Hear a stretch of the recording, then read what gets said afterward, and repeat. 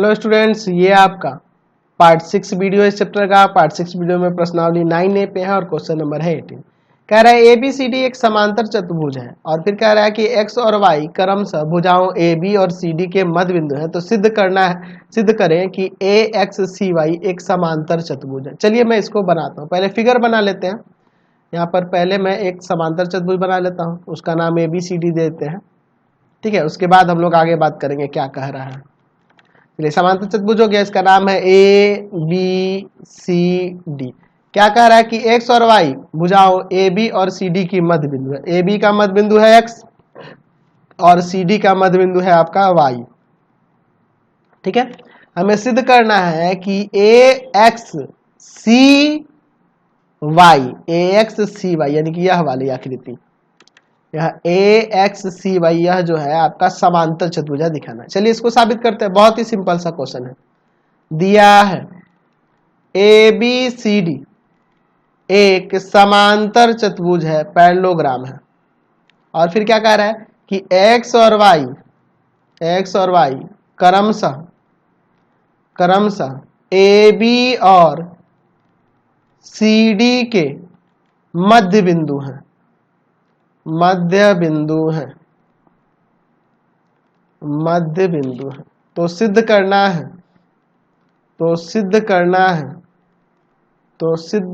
है कि AXCY एक समांतर चतुर्भुज है, एक पैरेललोग्राम है।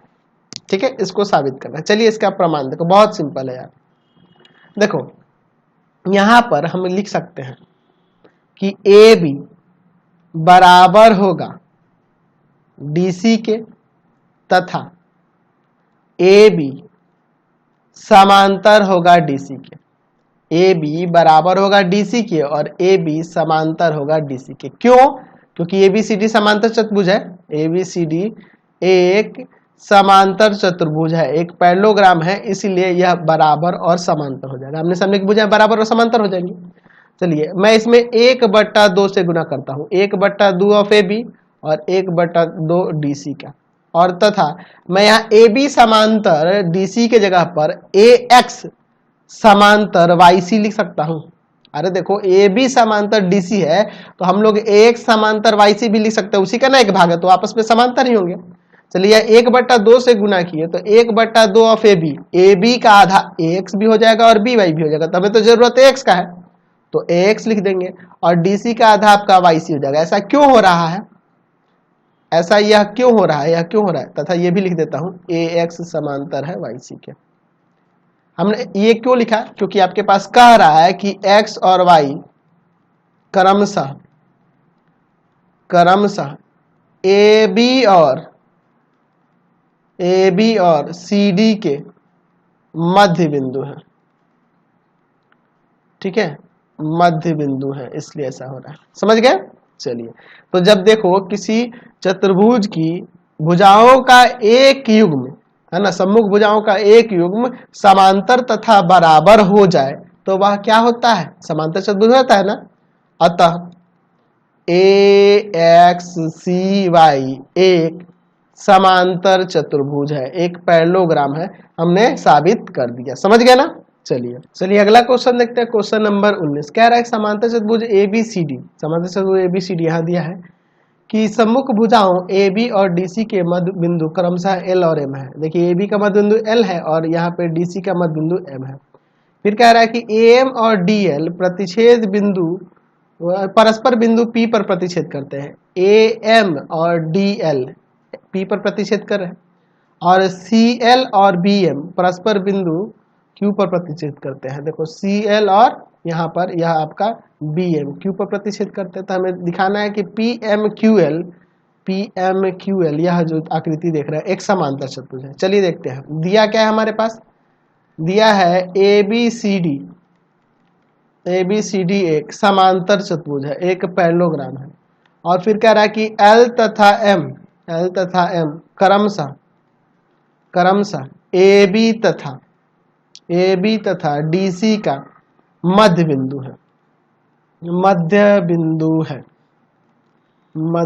है। अब ये बाकी सब पॉइंट छोड़ देते हैं। तो सिद्ध करना है तो सिद्ध करना है, तो सिद्ध करना है, जो जरूरी था वही मैंने लिखा कि PMQL एक समांतर चतुर्भुज है, एक पैरेललोग्राम है। चलिए इसका प्रमाण देखिए, ठीक है, इसका प्रमाण देखिए, बहुत ही सिंपल सा है। अच्छा, मैं यहां देख रहा हूं, यहां पर देखिए आपके पास दिया है कि ABCD एक समांतर चतुर्भुज है, तो मैं यहां पर लिख सकता हूं कि AB समांतर होगा DC के तथा AB बराबर हो जाएगा DC के। क्यों? क्योंकि ABCD समांतर चतुर्भुज है ना, तो आमने सामने की बजाय समांतर और बराबर भी होगी, एक समांतर चतुर्भुज है, इसलिए ऐसा हो रहा है। चलिए अब मैं अगर मैं देखूं यहाँ पर AB की जगह पे मैं चाहूं AL लिखना तो कोई दिक्कत नहीं है, और समांतर DC के जगह पर, DC के जगह पे मैं यहाँ पे ये आप यहाँ पे MC भी लिख सकते हैं, लिख सकते हैं ना, AL AB की जगह AL लिख दिए और यहाँ DC की जगह MC लिख दिए। अब समांतर है तो समांतर का एक उसका कोई भी हिस्सा लेंगे वो समांतर होंगे आपस में। चलिए तथा इसमें एक काम करते हैं, 1/2 से गुना करते हैं, ठीक है, 1/2 से दोनों तरफ गुना करते हैं। AL समांतर MC तथा AB का आधा AL हो जाएगा और DC का आधा हम लोग MC लिख सकते हैं। ऐसा क्यों लिखा मैंने? क्योंकि L तथा M क्रमशः AB तथा DC का मध्य बिंदु है, इसलिए ऐसा हो रहा है, ठीक है। यानी कि यहाँ क्या हमने देखा अब कि AL समांतर हो गया MC के और AL MC के बराबर भी है, अतः यहाँ कह सकते हैं कि ALCM एक समांतर चतुर्भुज है।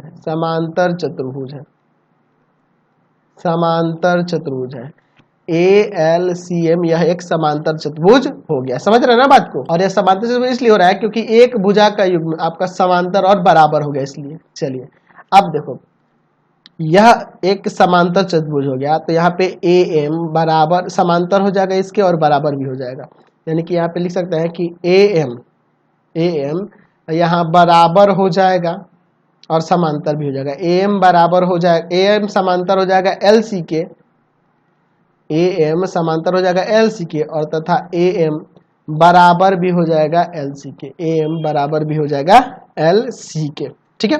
अब देखो एक काम करेंगे, हम इन दोनों त्रिभुजों को पहले सर्वांग सम करेंगे। त्रिभुज APL तथा देखो APL तथा त्रिभुज MPD में, तो इसको हम लोग पहले सर्वांग सम करते हैं। तो मैं यहाँ पे एंगल PAL बराबर में एंगल PMD लिख सकता हूँ, PAL बराबर में PMD एकांतर अंतःकोण है, इसलिए यह बराबर हो जाएगा। चलिए और दूसरा चीज क्या होगा, तो यहाँ पे देखो ना, AL बराबर में हम DM भी लिख सकते हैं, AL बराबर में यह DM भी लिख सकते हैं। क्यों लिख सकते हैं? क्योंकि यहाँ पे लिख सकते हैं क्योंकि हम लोग देख रहे हैं कि L तथा M क्रमशः AB तथा DC का मध्य बिंदु है, इसलिए हो जा रहा, ठीक है। तो जाहिर सी बात है इसका आधा यह और इसका आधा यह हो जाएगा, तो आपस में बराबर होगा क्योंकि समांतर चतुर्भुज के आमने सामने की भुजाएं बराबर, तो ये इसके बराबर है, तो इसका आधा आधा भी तो आपस में बराबर हो गया ना। चलिए तीसरा चीज, तो एंगल PLA बराबर में एंगल PDM, ये भी एकांतर अंतःकोण से, तो त्रिभुज सर्वांगसम हो जाएंगे ना। त्रिभुज APL सर्वांगसम हो जाएगा त्रिभुज MPD के। कैसे सर्वांगसम होगा? एंगल साइड एंगल सर्वांग समता से, एंगल साइड एंगल सर्वांग समता से सर्वांगसम हो गया।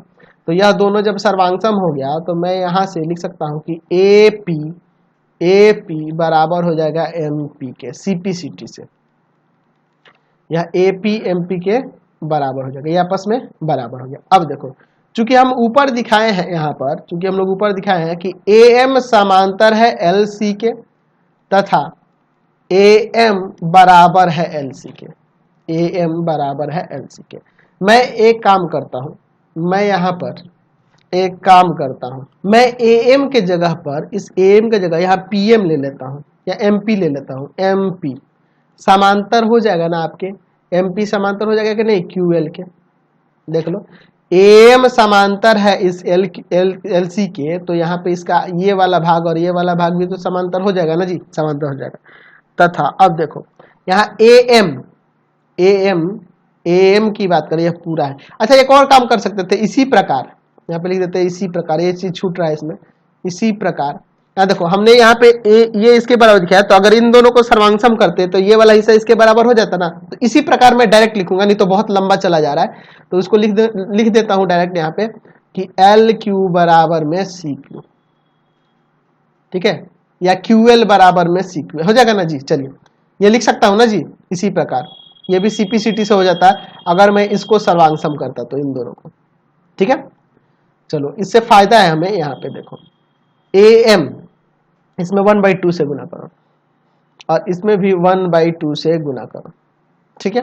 चलिए अब देखो यहाँ पे एम पी समांतर है क्यू एल के तथा 1/2 ऑफ ए एम का आधा, देखो यह बराबर है तो ए एम का आधा यह भी हो जाएगा और यह भी हो जाएगा, तो मैं इसी को लिख लेता हूं एम पी, और एल क्यू का आधा, एल सी का आधा, इस पूरे का आधा यह भी हो जाएगा यह भी हो जाएगा, तो मैं इसी को लिख लेता हूं क्यू एल या एल क्यू जो भी है। तो देखिए यह आमने सामने की भुजाएं बराबर भी हो गई और समांतर भी हो जाएगी, सॉरी यहां बराबर है, बराबर भी हो गई और समांतर भी हो गई। तो जब बराबर और समांतर हो गया, अतः यह जो आपका पी एम क्यू एल जो है यह आपका क्या हो जाएगा, समांतर चतुर्भुज। पी एम क्यू एल एक समांतर चतुर्भुज है, ठीक है, हमने यहां से दिखा दिया, समझ गए, कोई दिक्कत नहीं है। चलिए अगला क्वेश्चन देखिए 20 नंबर, कह रहा है कि यदि एक तिर्यक रेखा दो समांतर रेखाओं को प्रतिच्छेद करे, यह तिर्यक रेखा ईएफ हो गई, ए बी और सी डी को प्रतिच्छेद कर रही है, तो सिद्ध करें कि अंतः कोणों के दो युग्मों के समद्विभाजकों से एक आयत बनता है। अच्छा देखो अंतः कोण के युग्म यहाँ पे दिए है, देखो ये अंतः कोण ये है, यह है, यह है, यह है, चार अंतः कोण है, दो युग्म हुए ना, तो इनके कोणों का जो समद्विभाजक है, यानी यहाँ पी एल हो गया, एन डी एन एल हो गया, आपका पी एम हो गया और एम एन हो गया, ये चारों जो है इनके अंतः कोणों के समद्विभाजक है। तो हमें दिखाना है कि यह जो मिलने से ये जो बन रहा है यह आपका आयत है, यही हमें साबित करना है। चलिए देखते हैं, दिया है ए बी समांतर है सी डी और ई एफ एक तिर्यक रेखा है, तिर्यक रेखा है जो ए बी तथा सी डी को, ए बी तथा सी डी को बिंदु एल तथा एम पर प्रतिच्छेद करती है, प्रतिच्छेद करती है। चलिए और यहाँ पे इनके सबके अंतः कोणों के समद्विभाजक दिए हैं, यहाँ पे क्या लिख देंगे कि एंगल, यहाँ पे लिख देते हैं, नाम ही लिख देते हैं सबका, P L N L P M तथा एन एम क्रमशः angle A L M, angle B L M, angle C M L तथा एंगल डी एम एल का समद्विभाजक है, समद्विभाजक है, ठीक है। चलिए यानी इस कोण का यह, इस कोण का यह समद्विभाजक है, इस कोण का यह और इस कोण का यह समद्विभाजक है। तो सिद्ध करना है, तो सिद्ध करना है, क्या सिद्ध करना है कि हमारे पास यह जो पी एम एन एल जो है, पी एम एन एल जो है यह आपका एक आयत है, यह दिखा। चलिए इसका प्रमाण देखते हैं, ठीक है, प्रमाण देखिए।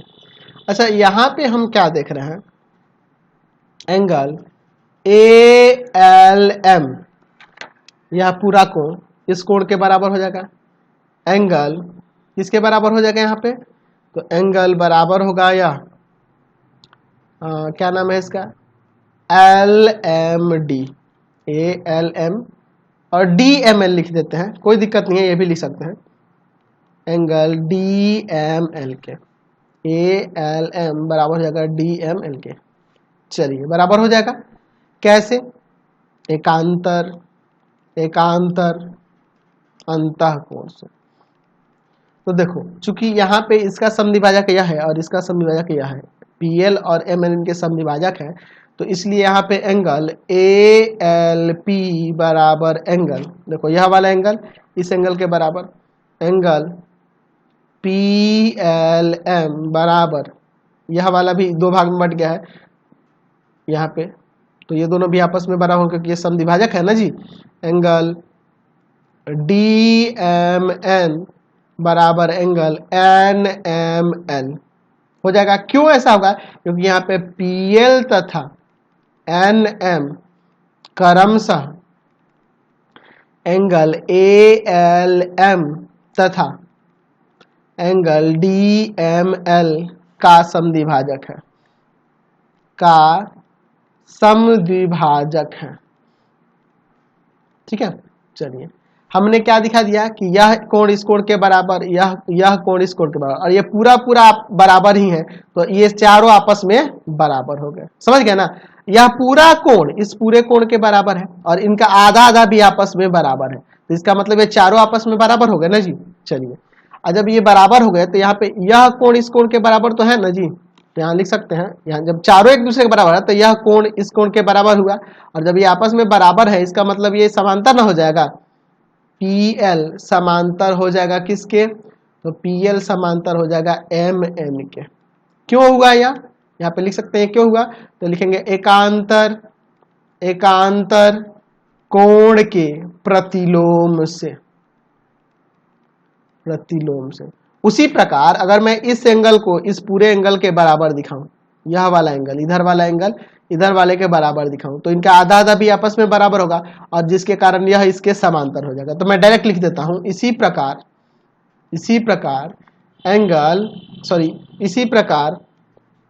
इसी प्रकार यह PM जो होगा ना, यह PM समांतर हो जाएगा इस LN के।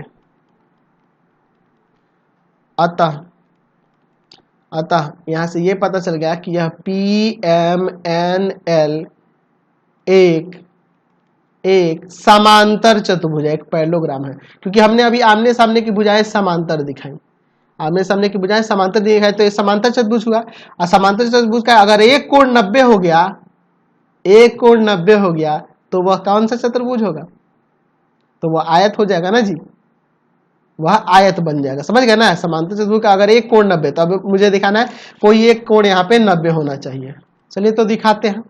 मैं यहाँ पे देखो, मैं नीचे वाला ही एक कोण ले लेता हूँ, यहाँ पे लिख सकता हूँ कि एंगल CML, ठीक है, प्लस एंगल DML बराबर 180 हो जाएगा ना, रैखिक युग्म से, लीनियर पेयर से, ठीक है, हो जाएगा ना। 1/2 से गुणा करते, 1/2 से गुणा करने पर 1/2 of angle CML plus 1/2 of angle DML बराबर में 1/2 ऑफ 180, ठीक है। चलिए अब देखिए यहाँ पे देखो, इस एंगल का आधा यह वाला एंगल हो सकता है क्योंकि ये समद्विभाजक है ना, PM इस CML का समद्विभाजक है, तो यहाँ ये लिख सकते हैं इसका आधा, तो एंगल हो जाएगा PML, और इस एंगल का आधा लिख देते हैं एंगल NML। देख लो, अब इस एंगल का आधा, इस पूरे एंगल का आधा मैं ये वाला लिख दिया NMN, ठीक है, बराबर में ये कट के 90 आ जाएगा। यहाँ पे लिख देंगे, ये कैसे लिखा है, क्योंकि यहाँ पे कह रहा है कि PM तथा NM क्रमशः एंगल CML तथा एंगल DML का समद्विभाजक है, इसलिए ऐसा हो रहा है। चलिए अब इन दोनों को जोड़ दो, PML और NML, तो ये पूरा एंगल यानी कि एंगल PMN बराबर में हो जाएगा 90। तो यह जब एक कोण 90 हो गया और चूंकि यह हमने दिखा दिया था कि समांतर चतुर्भुज है, अतः यहाँ कह सकते हैं कि PMNL एक आयत है। हमने पढ़ा है ना जी कि एक समांतर चतुर्भुज का एक कोण समकोण हो तो वह आयत हो जाता है, पढ़े है ना, तो साबित हो गया। अगला क्वेश्चन देखिए 21 नंबर क्वेश्चन क्या कह रहा है। आकृति में ABCD एक समांतर चतुर्भुज है और EFGH क्रम से AB BC CD और DA पर है इस तरह से कि AE बराबर में BF बराबर में ये आपका CG और बराबर में यह DH दिया हुआ है। तो सिद्ध करना है कि ये आपका जो EFGH है एक समांतर चतुर्भुज है। बहुत ही सिंपल सा क्वेश्चन है, चलिए इसको साबित करते हैं। दिया है ABCD एक समांतर चतुर्भुज है, ABCD एक पैरेललोग्राम है और क्या कह रहा है कि यहाँ पर इसमें क्या दिया है कि EFG और H क्रमशः AB BC CD और DA पर है और इस तरह से है कि AE बराबर में BF बराबर में CG बराबर में DH। तो सिद्ध करना है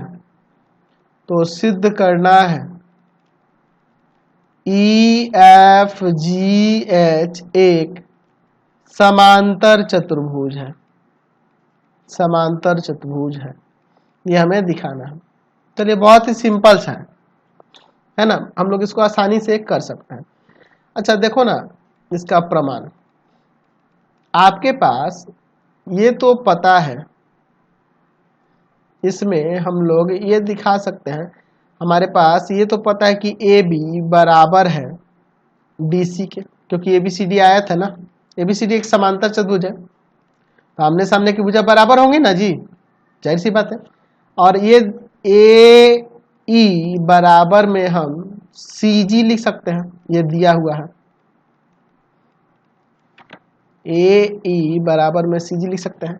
चलिए इसमें से इसको घटा देते हैं, घटाने पर AE में से AB में से AE घटेगा तो आपका BE हो जाएगा, देख लो, और DC में से CG घटेगा, DC में से CG घटेगा तो ये आपका DG हो जाएगा, ठीक है।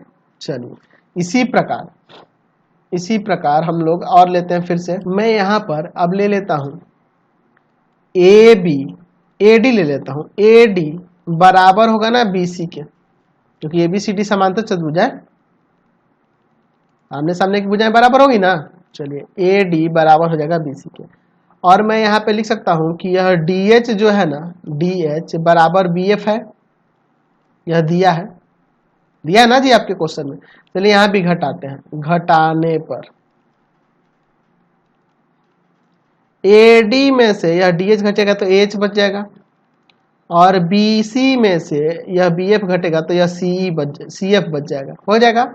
अब चलो मैं त्रिभुज यह वाला लूंगा, यह वाला, और फिर यह वाला, तो मैं लेता हूं त्रिभुज AEH तथा त्रिभुज CGF में, ठीक है, इन दोनों त्रिभुजों में।